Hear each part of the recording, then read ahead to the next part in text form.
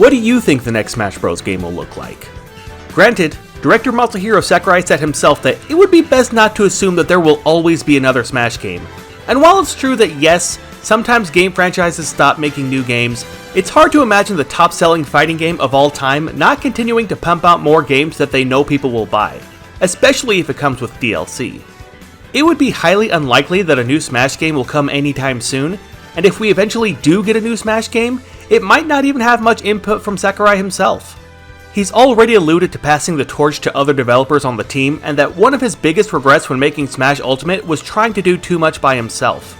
Even without Sakurai behind the helm though, I definitely think there would be a significant demand for a new Smash game whenever the next Nintendo console comes out. Another thing that Sakurai has alluded to, however, is the fact that there would be no chance of getting a roster like this again, and personally, I'm okay with that. Just because Smash Ultimate has the most characters of all time, that doesn't necessarily mean that it'll be the best entry in the series. There are lots of things that the team could work on in terms of mechanics and modes that could easily turn the next Smash game into the best entry ever, even without all the characters. If we don't get as many characters as before though, who gets cut? Who do we keep? Of course, that's something that only Nintendo can decide, but Nintendo's not here right now! So I thought that I'd do it instead, but there's no way that I can do this alone. That's why I decided to ask for some help from someone who would keep me from filling up the roster with even more Fire Emblem characters. Hello all, I am A Talking Sock. That's my name and what I am. I make YouTube videos and about 90% of them are about video games with a strong Nintendo slant. But enough about me, let's talk about this Smash roster Red and I made. We went in wanting to end up with 64 characters, an increase compared to Smash for Wii U and 3DS, but not quite as much as even Smash Ultimate's pre-DLC roster. Plus, the Nintendo 64 was where Smash got its start, so there's a twinge of poetry behind the number 2. This way we ensured that there could still be a hearty amount of newcomers on this roster. Though sadly, this does of course mean that a whole lot of characters from Ultimate's roster of 89 had to be cut. And the process of cutting these characters was a lot tougher than either Red or I anticipated going in. But naturally, the deed was done. So I guess the first order of business here for this video should be to go over who all got cut. In order to allow for new Smash characters to join the game, we ended up cutting 32 characters from the Smash Ultimate roster, but that's also including the DLC, not necessarily just the base roster. We also consolidated Zelda and Sheik into one character again, as well as all 3 Miis into a single Mii fighter. So let's get straight to the bad news. Who didn't make the cut? Well, the first thing we did was remove third-party characters whose parent company might not be a walk in the park when acquiring IPs. The easiest character to remove was Sora, and he was quickly followed by Cloud, Sephiroth, and Hero. Joker is another character who seems like he wasn't an easy acquisition, and based on the fact that we still haven't seen Persona 5 ported to the Switch, he just seemed like the next character to go. Other companies that could work well with Nintendo, but maybe too much of a question mark for the future are SNK and Capcom. Don't get me wrong, I think that Mega Man and Street Fighter are 2 of the most revolutionary games of all time, and they each got their start on Nintendo platforms. But it's difficult to say for sure how close they'll be with Nintendo in the future, and the same logic applies to Terry Bogard with SNK too. Because of that, we ended up cutting Mega Man, Ryu, Ken, and Terry. After that, I got rid of the Ice Climbers. No backstory, I just didn't like them. Just for the record, I protested. Then we decided to eliminate characters with similar playstyles to others on the roster, which ended up getting rid of almost all the Echoes and clones. Overall, the characters who got cut were Dark Samus, Dr. Mario, Pichu, Falco, Wolf, Lucina, Toon Link, Young Link, Roy, Chrom, Dark Pit, Ike, Lucas, and Richter. Of course, you could easily make the claim that Ike and Wolf are hardly similar to Marth and Fox, but we had to make a lot of cuts, and how many representatives each IP has as well as what plans Nintendo has for those IPs ended up being a deciding factor on who got to stay in the game. I also decided to keep Daisy specifically because I believe that Daisy is a great representative for all the Mario spin-off games, and my biggest hope is that they'll rework her kit to make her as different from Peach as Luigi is to Mario. Zero Suit Samus was cut because Samus Aran herself is already on the roster, and this alternate playstyle variant of her isn't necessarily the most relevant to the Metroid series. Solid Snake was cut because, frankly, with how downhill Konami has been even since the time of Smash 4, it's nothing short of a miracle that he got into Ultimate at all. So in this scenario where we assume Disney, Square, Atlas, and Capcom won't play ball again, it's highly unlikely Konami would. Lucario and Incineroar were cut in recognition of Pokemon's already massive amount of representation, not only on the roster, but presumably throughout the rest of this hypothetical game's content. Some may decry that the remaining Pokemon characters on the roster are too heavily skewed to the first 151 Mons, but to that I respond, it really do be like that. Palutena got the boot because, while I wish this wasn't true, the Kid Icarus series hasn't reclaimed a footing in the modern Nintendo ecosystem despite the relative success of Uprising. So in this roster, where more recognizable Nintendo series like Star Fox and even Pokemon experience cuts, Palutena wasn't compelling enough to avoid this 30-plus character purge. The Duck Hunt duo were also cut due to their lack of relevance as Nintendo mascots. Some may argue their legacy as one of Nintendo's oldest intellectual properties and best-selling games of all time should give them the right to stay, and in all honesty, I would agree. But hey, a lot of characters just had to be cut here. So if it comes down to Rob, the Ice Climbers, or Duck Hunt to represent the Black Box NES Smash veterans, I pick Rob every time. Only those who played through Subspace Emissary with no spoilers will understand. Piranha Plant also got weeded out, pun very much intended, because, and don't try to deny it, its inclusion was always meant to cheekily showcase the extent to which Sakura and his team can subvert our conceptions of who, or what, qualifies for Smash eligibility. And while that's great and all, room has to be made for newcomers in the scenario in which we're playing. And the Mario series has enough representation in Smash as is. More than enough if you ask me. In this very concept Red and I are playing with if you ask me. And finally, the last cut veteran from Ultimate over to this hypothetical succeeding roster was Steve. This would very much sting for a lot of Smash fans, we know. But logistically, implementing Steve's ability to mine unique materials from every stage is a coding nightmare. And should this new Smash game have a Subspace Emissary-esque story mode or some such, Steve's mining gimmick would almost certainly be too much of a headache to bring back. Some might thusly advocate for the removal or streamlining of said ability, but when Sakurai was faced with the decision of either robbing the Ice Climbers of their dual character gimmick or cutting them outright when the team had difficulty getting them to work in the 3DS version of Smash 4, they cut him. So there you go. One last note on Steve's removal. Some of the more tribally minded Smash fans may tell us that if Steve's cut, then Banjo should be cut too. And while I personally understand on the level that I feel the most sobering course of action for the next Smash's roster would be to cut all third-party characters without impunity, as to avoid creating disdain for the kept and cut guest fighters among fans, I believe that Microsoft is too willing to put their characters and properties on platforms outside Xbox, and too desperate for people to like them, to want either Banjo or Steve cut. But Nintendo would ultimately decide to cut Steve for the reasons previously stated. And we don't see the point in dragging Banjo out of the equation just for some eye for an eye misconception of justice. Whew, that was a lot of cuts. It was an arduous task, but it had to be done. Now then, let's move on to the fun part.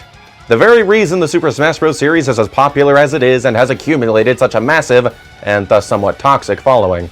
Let's discuss the newcomers. So the very first newcomer we decided on would be a rep from Splatoon.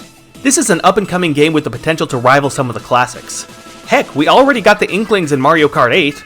The real question lies in which newcomer will be the one to join the roster, and this is one that Sock and I don't agree on. Personally, I would be more fond of Callie and Marie, who could use some of the weapons we don't see the Inklings use, such as Dualis, Chargers, Brellas, and Splatling guns. But from my perspective, the series' main antagonist, DJ Octavio, is the more interesting pick.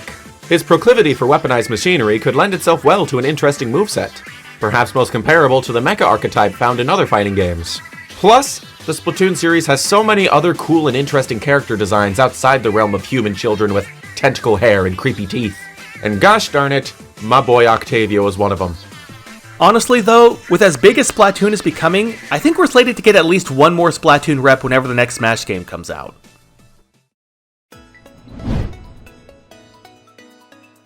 We didn't mention it earlier, but we felt like it would be best to cut the Wii Fit trainer, and the reason was so that we could bring in the Ring Fit trainer. I personally love Wii Fit, but I would still be happy to see Nintendo make a move like this. Wii Fit was a great part of the Wii's life cycle, which got a lot of people active, but Ring Fit took it one step further. I mean, have you seen the sales on that thing? Gosh darn!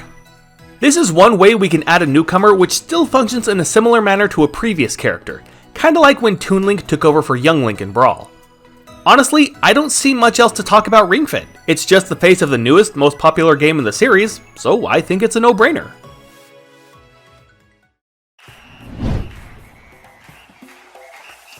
You know a character who got added in Ultimate who's really fun? Min Min! Actually, she was so fun that we thought it would be a great idea to add another character from ARMS. Hey, quick side note. ARMS is literally my favorite Nintendo game of the past, decade. And, yeah, I was super enthusiastic that an ARMS rep was getting into Smash Ultimate. If I alone were operating under the logic of how best to represent ARMS in Smash based on the importance of characters in-game, I'd choose Max Brass and Dr. Coil. But seeing as how there is no one main character of ARMS in director Kasoki Ibuki's own words, and Min Min has already acclimated herself to Smash, we ultimately decided on Springman to be the next ARMS rep in Smash. Okay, sorry, back to Red. I know that the director Kosuke Ibuki said that there is no main character in the series, but come on! He's on the cover of the box, he's the first character on the character select screen, and Smash Bros. Decided to give him both a Mii costume and an assist trophy in Smash. While it's still yet to be seen who will become the face of the franchise after future installments, Springman seems to be the most recognizable character to people who haven't picked up or played much of the ARMS games. Plus, with ARMS having sold as well as it did, I would expect us to see more iterations in the future, and I think that it's more than likely that we'll see another ARMS rep in the next Smash game.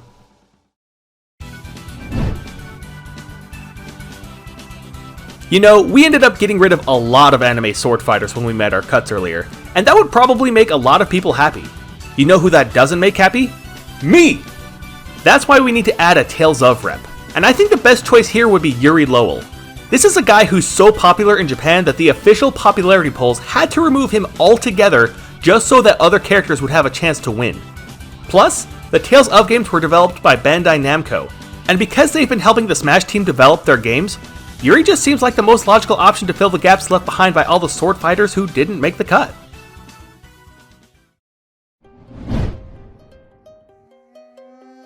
Now, while the inclusion of a Ubisoft character among our newcomers may make our previous excuses for cutting all Disney, Square, SNK, Atlas, and Capcom appear insincere, let me tell you what I told Red when we first got talking about this roster.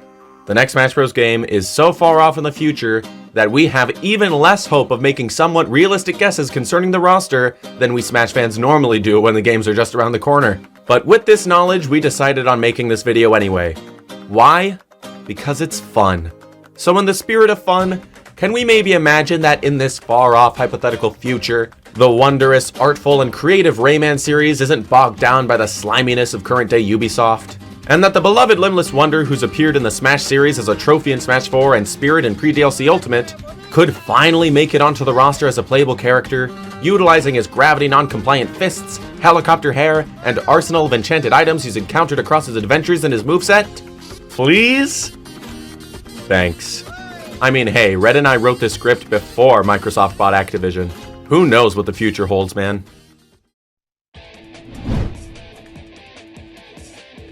Now, going off of the fun principle previously stated in the section on Rayman, Red and I thought it would be fun if each one of us got a no-holds-barred dream pick for this roster.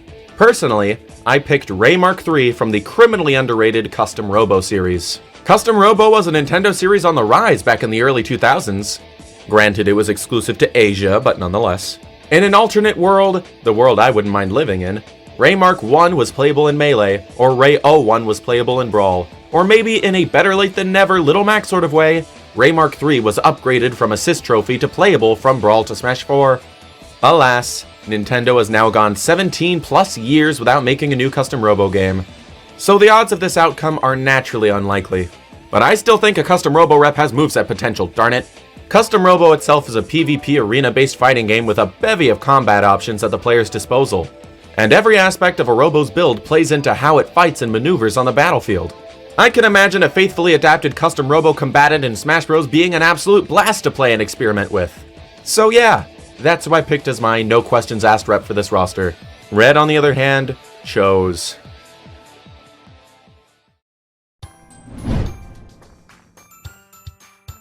Let's not sleep on Style Savvy. This game sold almost 3 million copies on the DS, and Trendsetter sold even better than Bravely Default, Kid Icarus Uprising, and Kingdom Hearts Dream Drop Distance. Plus, we already have the shop assistant as a spirit and 3 Style Savvy songs in Smash. What I'm most excited for though, is how the shop attendant would play. I love seeing how Sakurai creates movesets for characters like Steve and Duck Hunt, where their original games are so much different from the playstyles of Smash. And even if Sakurai hands the reins over to someone else, I know they'd think of some fantastic moves for her. Can you imagine something like Shulk's Minato arts depending on what outfit she's wearing? I think she'd work really well as a new representative, and she turned this game into a smashin' show. Yeah, I'm not going to apologize for that one.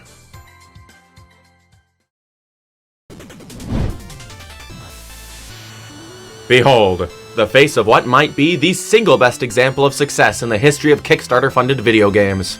Shovel Knight was a smash hit, financially successful, fan-loved, and critically acclaimed experience. And that was before it added 3 other in-depth story campaigns and a Smash Bros. Inspired fighting game within a game. Nintendo even published Shovel Knight's retail release in Japan and included Shovel Knight as an assist trophy in Smash Ultimate. There are few independently made video game characters in this world more deserving of a Smash invitation than Shovel Knight. You remember how earlier we cut back on the links? Well, that brings the total Zelda representation to lower than it was back in Melee. But this series has only gotten more popular and relevant since then. I think it's finally time for us to add another Zelda rep to the roster, and the best choice would probably be Impa. She's been in almost as many games as Link himself, and she plays a significant role in the game's lore. I know that most people would probably want the cute version from Hyrule Warriors, but no! Give me the bulky one from Oracle of Ages. We need a female heavy in this game. Can you imagine taking a falcon punch from someone with biceps like this? Okay, I'm done. Now, Wario, the character, divorced from the many gaming avenues he's explored, is undeniably one of Nintendo's biggest icons. Some only view him as evil Mario, which is fair, but not really the whole story. But anyway, there's not enough time to get into all that. So I'll just say, the WarioWare series is so distinct from your typical Mario Universe affairs that I don't think putting Wario in his jean jacket by default is enough to represent this in-house Nintendo-developed phenomenon of a series alone. It's for that reason that I think another WarioWare character should be included on the next Smash's roster. And what better character to include than 9volt? His entire identity revolves around Nintendo games. His moveset could reference even more of Nintendo's lexicon than the Smash roster itself.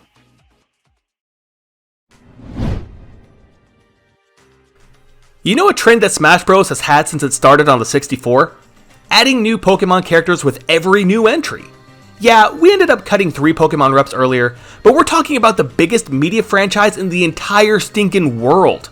I wouldn't be surprised if the Smash team decided to add multiple new characters from the Pokemon games, but for the sake of this video, we're only going to add 1. And who is going to be the new Pokemon rep? Well, we don't know. The fact of the matter is that whoever they choose probably doesn't even exist yet. Yeah, they could backtrack like when Melee added Mewtwo and Brawl added Pokemon Trainer, but aside from that, Smash seems to prefer adding Pokemon from their latest generations. While they could theoretically add someone from Sword and Shield or Legends Arceus, it's probably safe to say that they'd choose a new Pokemon rep from whatever the newest generation looks like, rather than Rillaboom or Obstagoon. I think it's safe to say that Undertale is pretty darn popular. And I dare you to find a single Mii costume that people use in Smash more than Sans. Plus, he has a worldwide presence. Some might argue that Undertale is actually more popular in Japan than it is in the United States. Another point worth mentioning is that Toby Fox seems to have a pretty good relationship with Nintendo, especially seeing as how both Undertale and Deltarune are available on the Switch. We've already seen that people are receptive to the idea of Sans in Smash, and honestly, I think it would be more surprising if Sans didn't make it into the next iteration.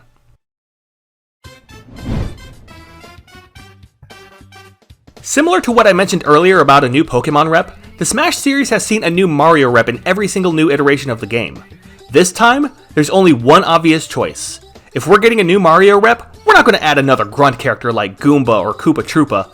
We're going to add the face of all the Mario spin-off and sporting games, Waluigi.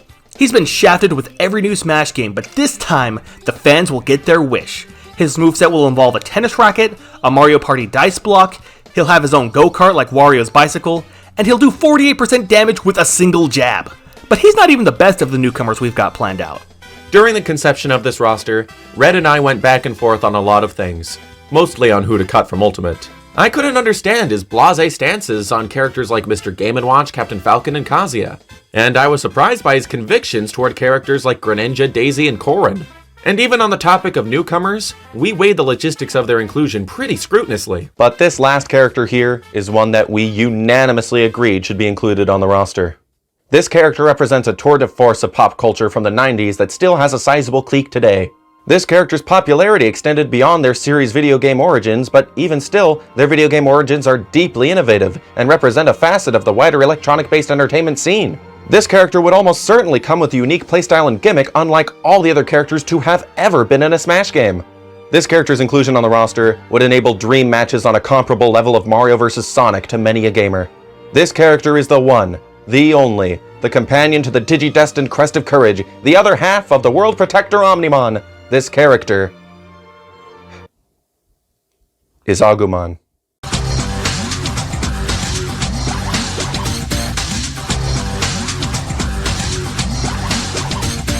So, at the very end, our Smash roster looks a little something like this. Thank you all so much for watching, and a very special thank you to A Talking Sock for helping me with this video.